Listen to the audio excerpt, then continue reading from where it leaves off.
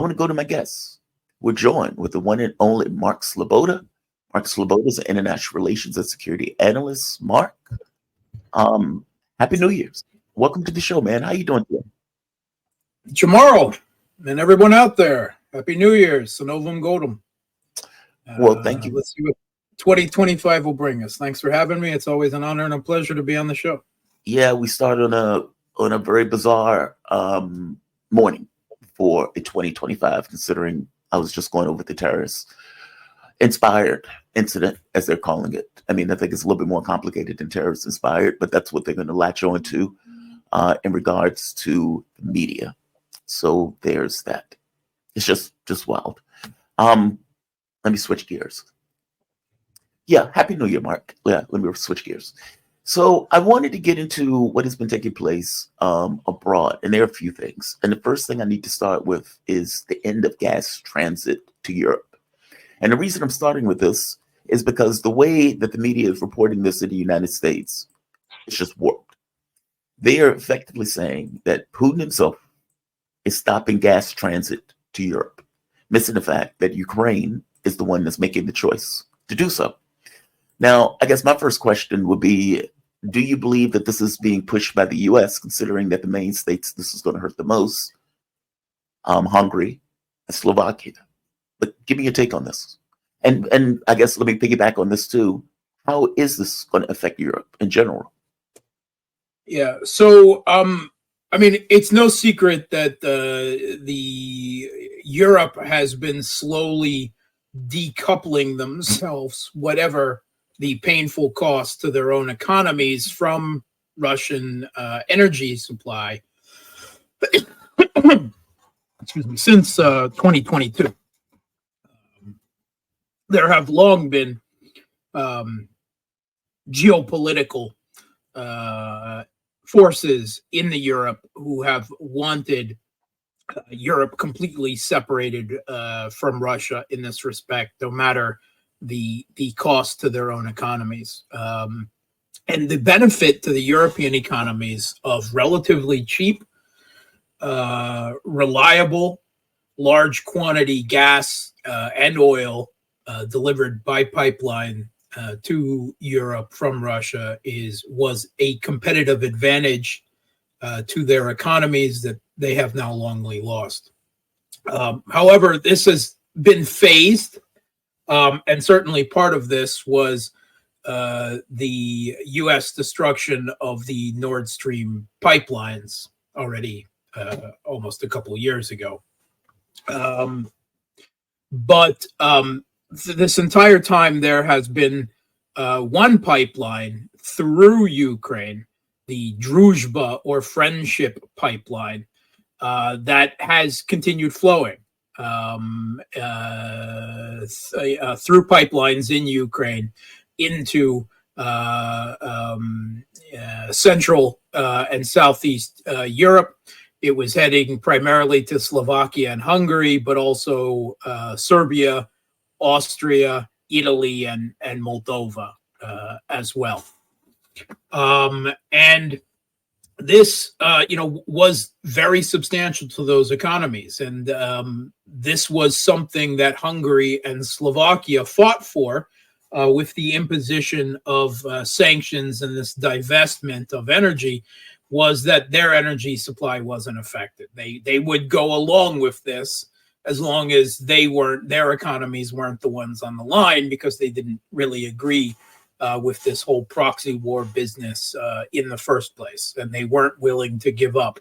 They weren't willing to take the economic damage onto themselves of energy that would cost 2 or 3 times as much, which has led to what numerous Western publications have headlined as the deindustrialization of Germany, the heart, the pumping heart of Europe's economy in the first place. But there has long, of course, been political and geopolitical differences between Hungary and then Slovakia, with the election of Prime Minister Robert Fico there, who have dissented from the EU-US foreign policy orthodoxy of supporting the Kiev regime and being, in a de facto war with Russia. They have wanted no part of that. But this relied on a contract, right? The transit of gas through pipelines built during the Soviet Union, through this Druzhba pipeline was by contract. And it has to be said that as a result of this contract, Ukraine also was taking energy out of this pipeline, and they received fees, right, for the transit of the gas through this country. They were paid by Gazprom all during this time. So they have refused to renew or extend the existing contracts, which means that by January 1st, Gazprom was forced before January 1st of this year, Gazprom was forced to halt gas supplies. Without any contract, any gas they sent would just be taken by Ukraine, and that's it. So, I mean, there was nothing they can do. And Ukraine was quite proud of this. They called this a historical moment where they are, in effect, forcing Europe to do without Russian energy, whether Europe agrees with this or not. Now, the Prime Minister of Slovakia is Robert Fico. He, for one, is not taking this sitting down. He just a couple of weeks ago, he was in Moscow. He came, physically himself to speak with Putin, and there's no question that this was a violation of the orthodoxy that has existed since 2022, that European leaders don't meet or speak with Putin, violated first by Viktor Orban, of course, but now by Robert Fico as well.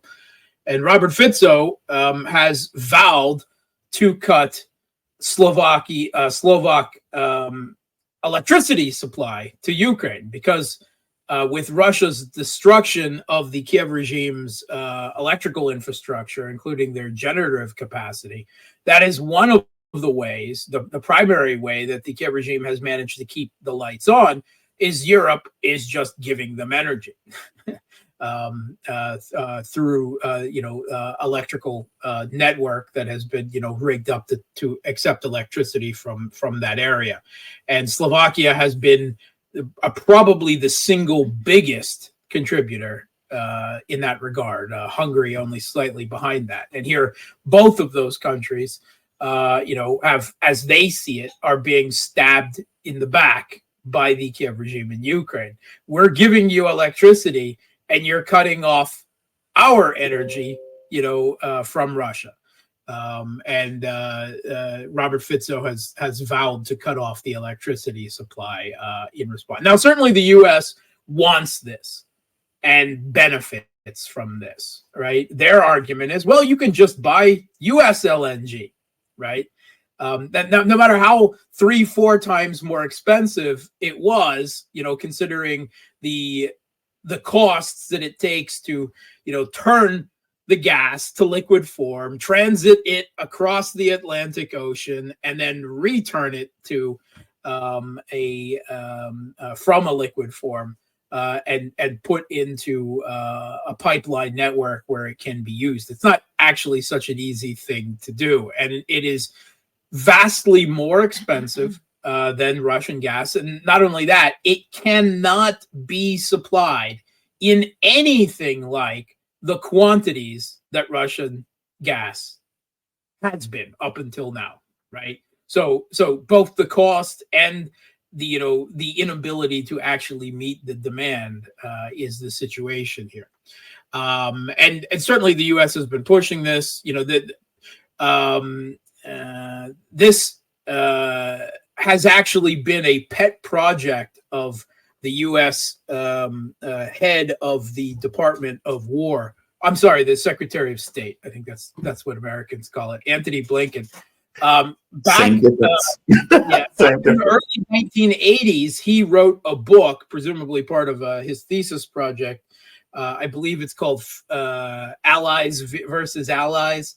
And it is about the these pipelines when they were built, and U.S. opposition to the supply of Russian or then Soviet ally versus ally. Yeah, America, Europe, and the Siberian pipelines.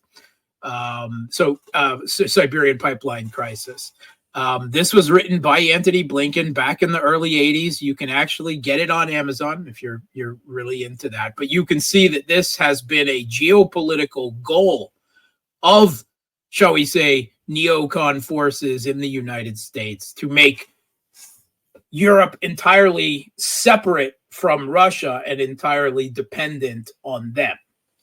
This has been their goal for a long time. So there's no question. The Kiev regime, no matter how much they're going to suffer for this, they also see it as, something that they are entitled to, this incredible sense of entitlement that the Kiev regime. How dare you continue to receive energy to conduct trade with Russia? You don't have that right. We are in a war with Russia, and you are a part of that because NATO and the EU are part of that. Therefore, Hungary and Slovakia, whether you agree with it or not, we're not giving you a choice in that regard. Again, no matter the damage done to themselves, because at this point, things are so bad for them and there's so little prospect of turning it around on the battlefield that they're just flailing around doing anything they can, cutting off energy supplies, assassinations, terror attacks, whatever they can at this point. It's a result of panic and desperation, and cutting off. Now, doubtless this will cut into Gazprom's bottom line. There's no question about this, because this isn't a case where this gas can easily be rerouted, right, to other customers, right? It's not so easy, to send gas from Europe. That's actually what the whole power, the idea of what the plans for the construction for the Power of Siberia 2 pipeline are, right? This is a second gas pipeline that is supposed to go from Russia to China, this one to cut through Mongolia. And this one would actually tap the Yamal gas fields that currently go to Europe. But plans, as far as I know, they haven't reached a final deal on it. And, although supposedly they're very close, and the construction of it, would still be several years away. This is going to cut into Gazprom's bottom line, but eventually, they will come up with a way to get this gas to market. It just won't be going to Europe. And this is going to push global energy prices up for everybody, right? And however much Russia loses in revenue in the short to medium term from, the supply, they're going to simply make up in higher prices. So that's the problem all along that has been. This is a finite commodity. Everyone in the world needs it, and there's so many suppliers of it.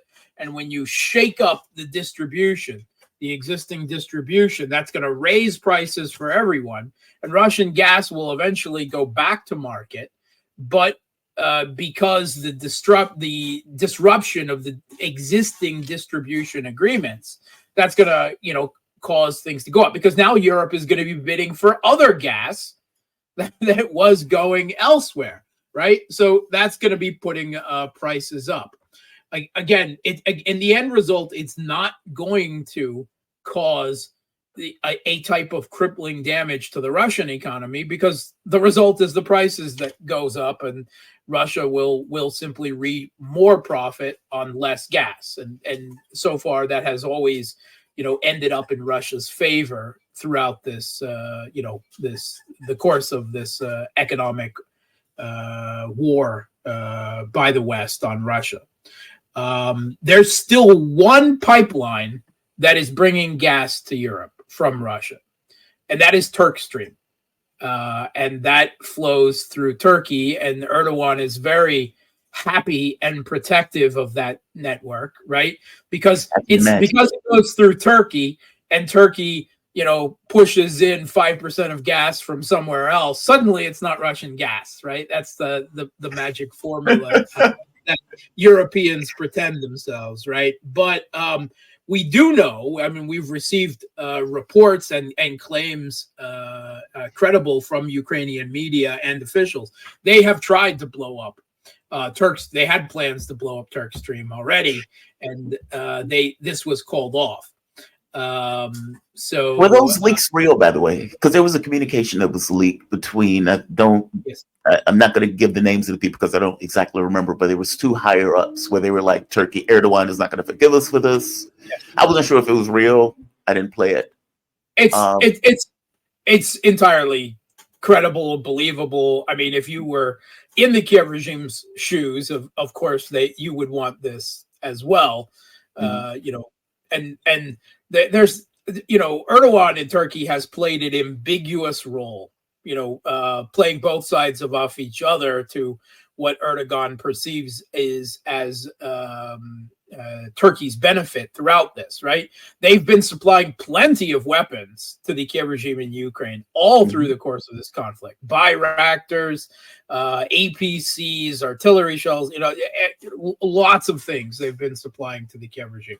They've even been building them naval ships, right? Small ships, but they've been building them warships. Actually, they've finished the construction of the second one.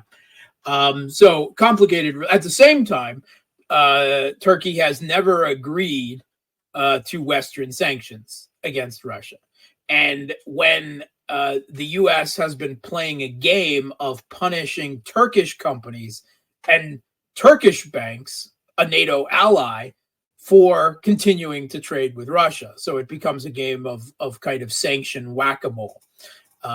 This has caused, a tense relationship, an even tenser relationship between Turkey and the United States and to a lesser extent Europe over this whole affair. But, this is classic Erdogan, right? He's benefiting coming and going and as he sees it. And certainly he wants Turk Stream to continue and probably to be expanded. I'm sure he would like that. The Kiev regime may have other ideas in this regard, but everyone is so afraid, including Putin, Russia, the Kremlin, of angering Turkey and pushing them completely into the opposite camp, that no one really does anything. I mean, Erdogan just overthrew the Russian and Iranian protected Syrian government with literal Al-Qaeda, on the ground. And Russia, the Russian state media, just ignores it. They just pretend it's not happening, right? That's not what happened. They're very quiet about it. In fact, even Putin has, in a speech, claimed that the biggest beneficiary of what happened in Syria is Israel. And certainly, I mean, you can argue that Israel has benefited in certain ways, and other ways you could argue the opposite. But I mean, that's like ignoring the elephant in the room, the fact of Erdogan's neo-Ottoman Empire, because we don't want to sour relations with Turkey. And for Russia, on top of the substantial economic relations, the most important factor is that Turkey controls access to the Black Sea through the Dardanelles Straits with the Montreux Convention. And according to that convention, right, non-littoral states can only have one warship at a time in the Black Sea, and that obviously can't be an aircraft carrier. So basically he keeps the rest of NATO off of Russia's back, because otherwise the British and the French would be loving to recreate the fucking Crimean War of 1850s all over again, right? Britain has been very hot on attacks on Crimea. This Admiral Radikin that has been planning out all of these failed Ukrainian attacks in the south there. So it's just too important a geopolitical pivot point at this time. It doesn't mean that Russia is happy. It doesn't mean that Putin and Erdogan are friends. Is that the Kremlin is seething inside and smiling and saying, "There's no problem. Revenge is a dish best served cold." Frenemies, once man. NATO is dealt with, the rest of NATO is dealt with, then if Erdogan is still alive at that point, his time will come, right? But at this point, the Kremlin isn't even criticizing Turkey. Grin and bear it. Grin and bear it. Which is no surprise. I mean, there are American politicians, not in the current government, American military personnel, generals, that have openly called for that the U.S. may have to consider killing Turkish troops in Syria if they start overtly attacking the Kurds in the U.S. Illegal occupation zone in the east of Syria. That's a very tense relationship right now. That was a three-way Mexican standoff, right? Yeah. Between the Syrian government, Russia, Iran, and Hezbollah in 2/3 of the country. Turkey, Al-Qaeda, and the other 31 flavors of jihad in all across northern Syria and Idlib.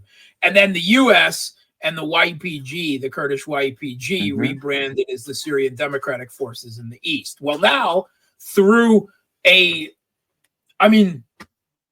brilliant checkmate maneuver, the entire Syrian government, Russia and Iran, has been taken off the board by this action of buying out the Syrian military and officials, and the Syrian government has fallen, and a Turkish proxy, Al-Qaeda, Hayat Tahrir al-Sham, has taken control of most of Syria. But Israel has kind of entered into the fray as kind of a lesser third party now. So it's still a three-way standoff. Well, I don't know if you can really consider Israel and the U.S. to be different sides in this. Discrete sides, but not different sides. But the standoff between the U.S. and the Kurds, and now the Turks and Al-Qaeda, continues. And God help the Syrian ethnic minorities and the religious minorities that are caught in the middle of all of this. But, I do want to get to that because, okay, before I get to that real quick, I guess this could be a yes or no. Does somebody try to whack Assad?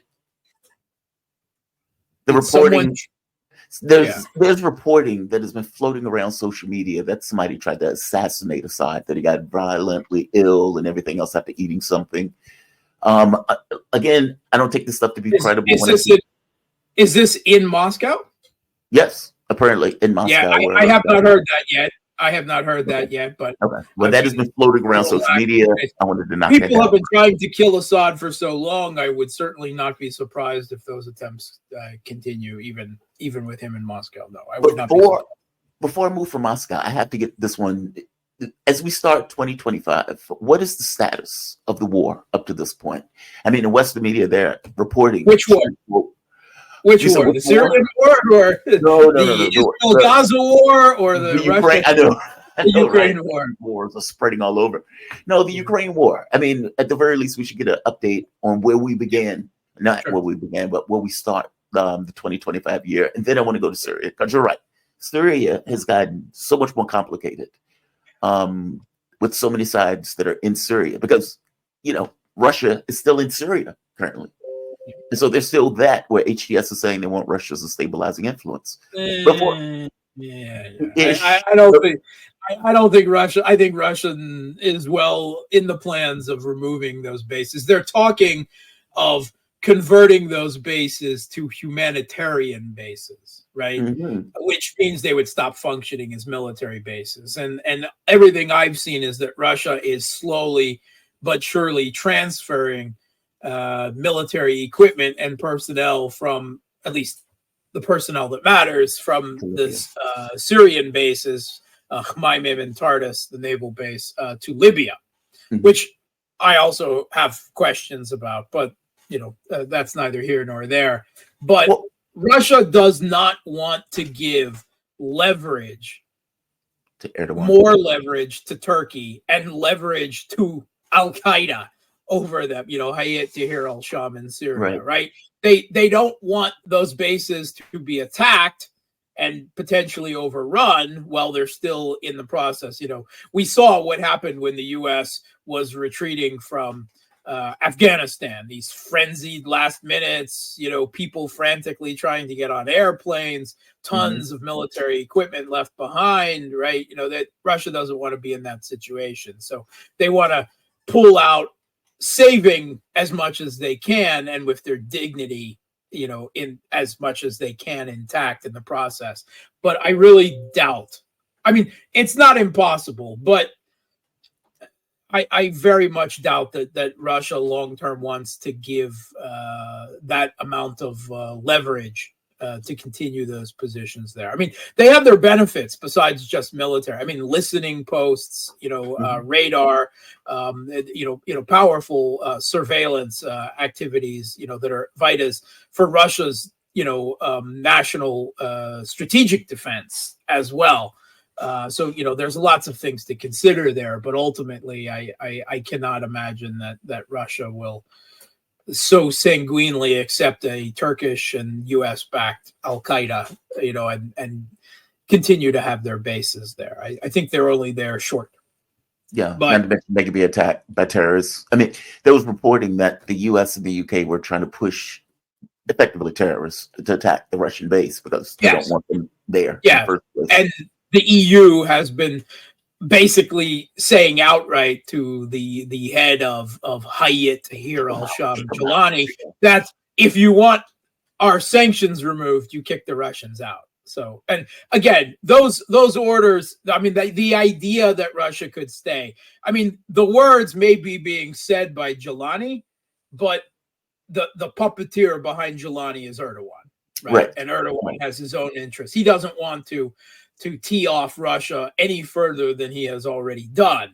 And he may want Russia there as a hedge against the Americans and the Israelis, but it doesn't mean that Russia wants to now be put in that position either. So it's not impossible, but I don't think, I think in the medium term, we'll see Russia either repurpose those bases to humanitarian. That may be a way for them to say they're not completely pulling out of Syria, but they will cease to have most military functions. That it will be, become, because all this time Russia has been supplying, the last few years, Russia has been supplying Syria with wheat, with food, with their wheat fields occupied by the U.S., and Iran has been supplying them with energy. Oil, not enough, it must be said.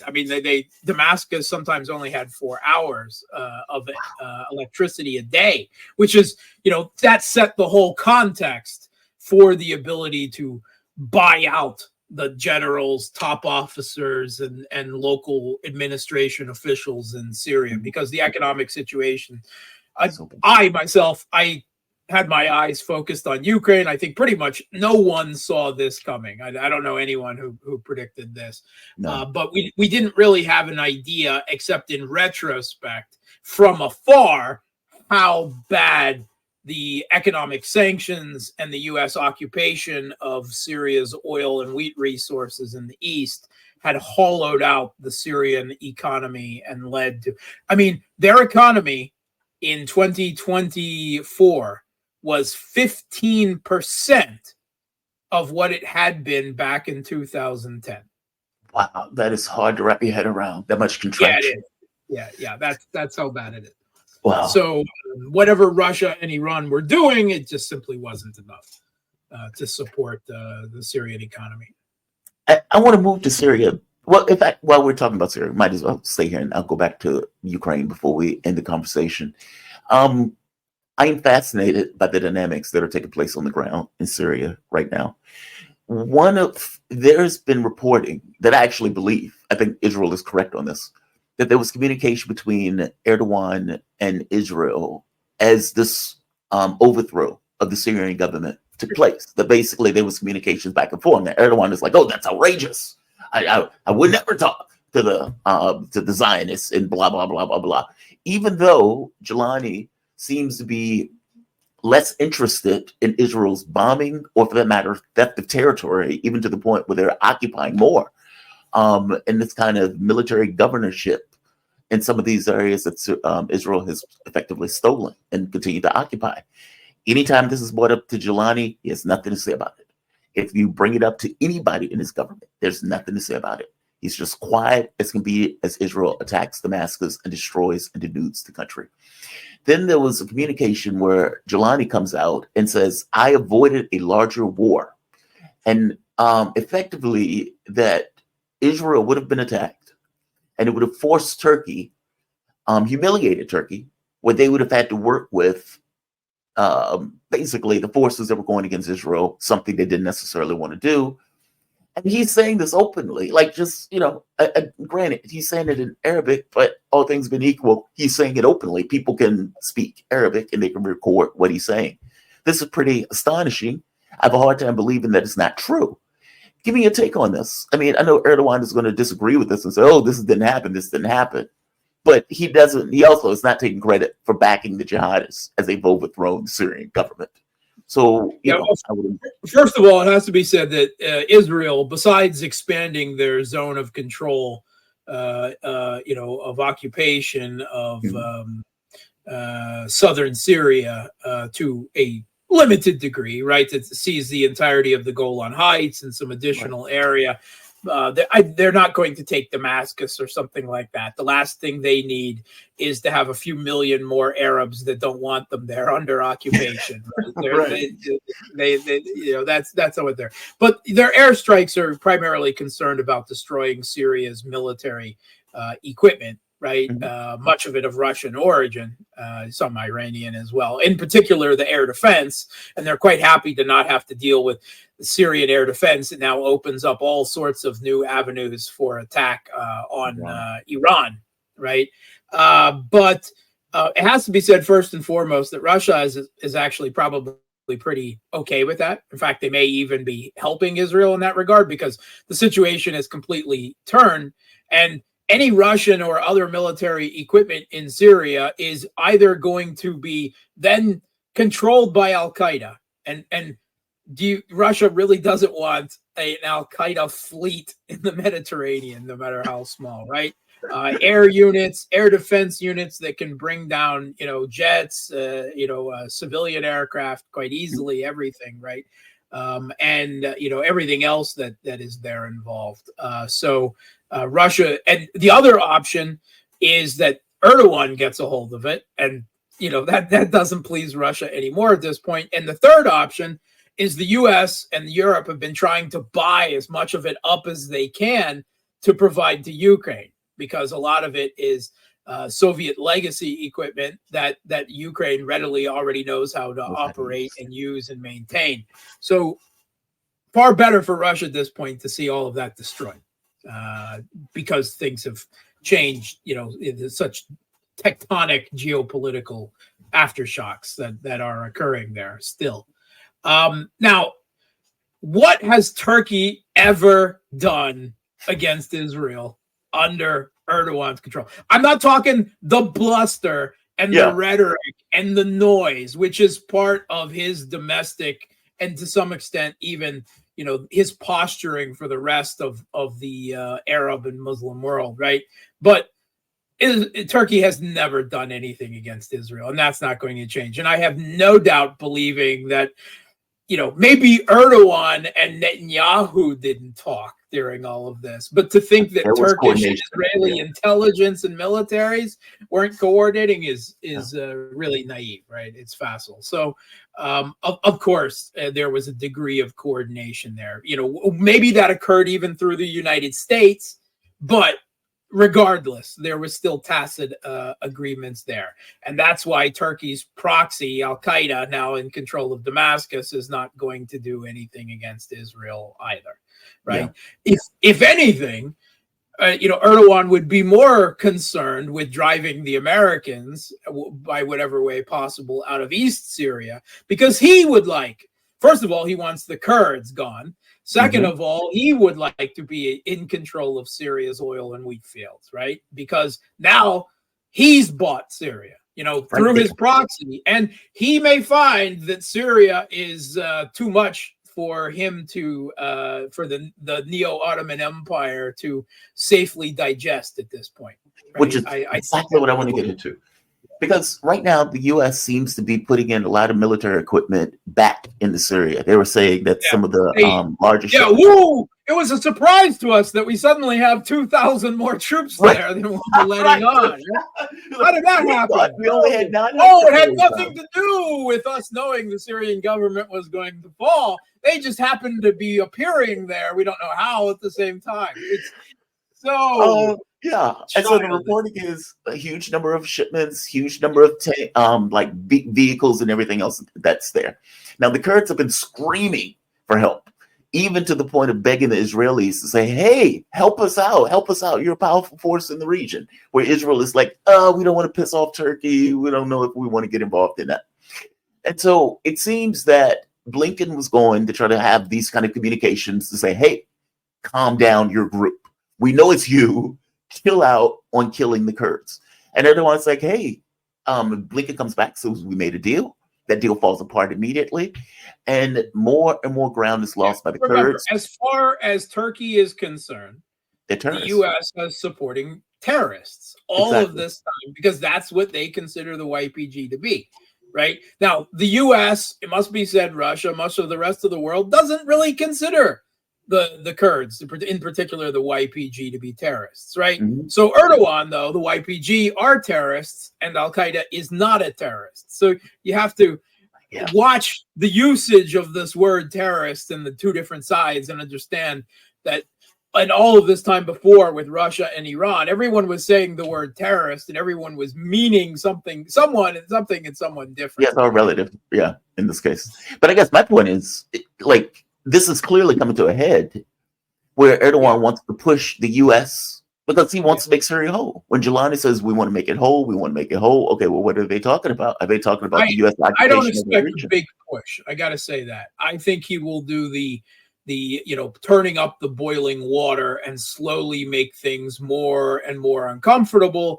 And if a few jihadi groups, that aren't firmly under Jelani or Erdogan's control start attacking U.S. military bases in Syria, what can we do, right? Yeah. That will be. We don't have anything to do with this. This is outrageous. I can't believe they're doing that. Who could have known, et cetera, et cetera. Just wow. That's what happened. It will be slow rather than quick, I think.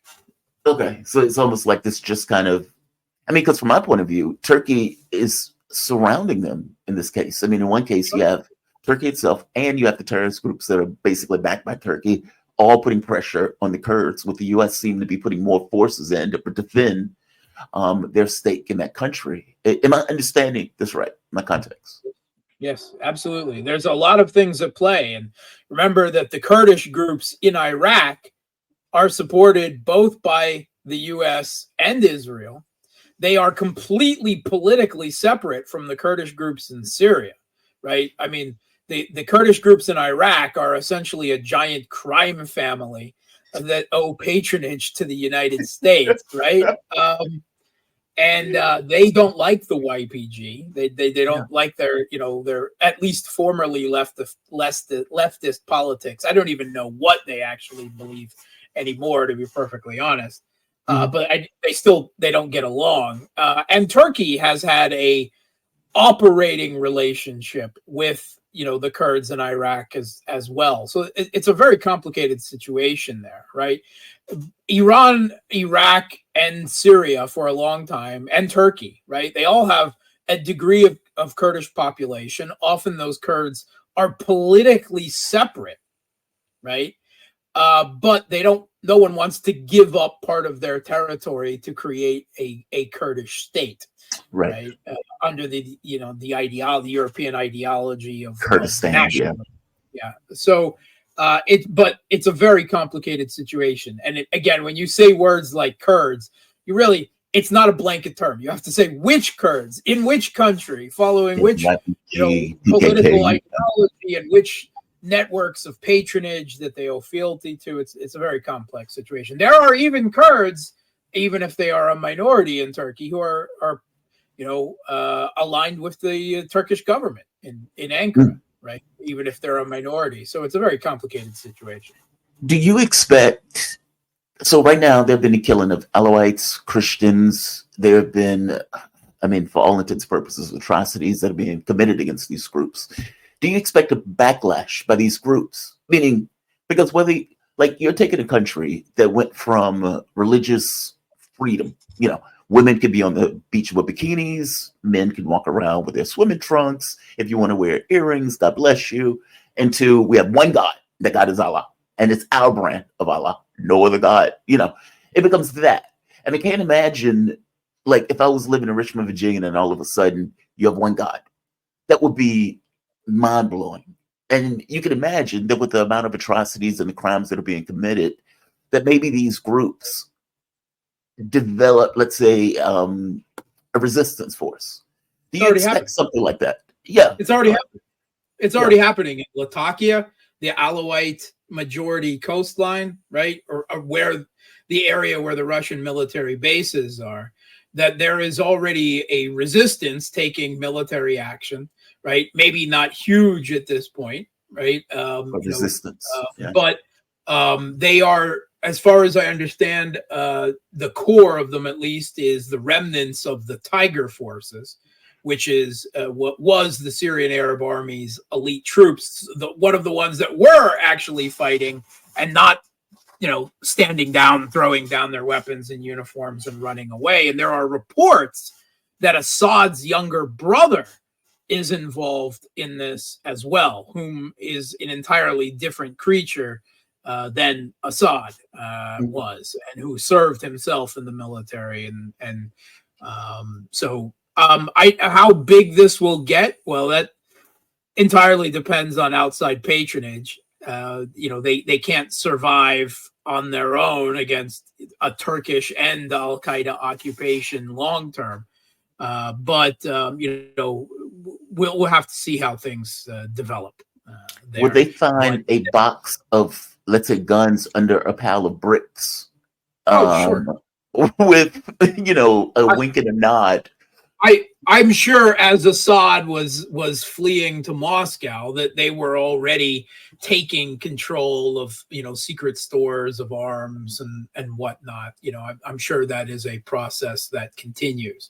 Now, how long they can keep this up, how many people they will get, a lot of that depends on how repressive Hayat Tahrir al-Sham is, and how forcing of their Salafist and Islamist religious and political ideologies they are, how much they force this on the rest of the Syrian population.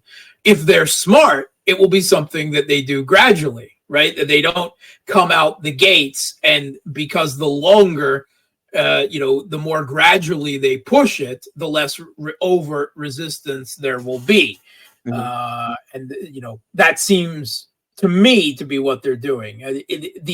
There is lots of massacres and abuses and torture and everything else going on by various uncontrolled jihadi forces involved in the revolution, right? But it's not officially coming from the nascent Golani Hayat Tahrir al-Sham regime, which is not to say that it's not happening, and not to say they don't know that it's happening, but they're not systemically taking credit and charge for it at this point. But I have no doubt that it will continue.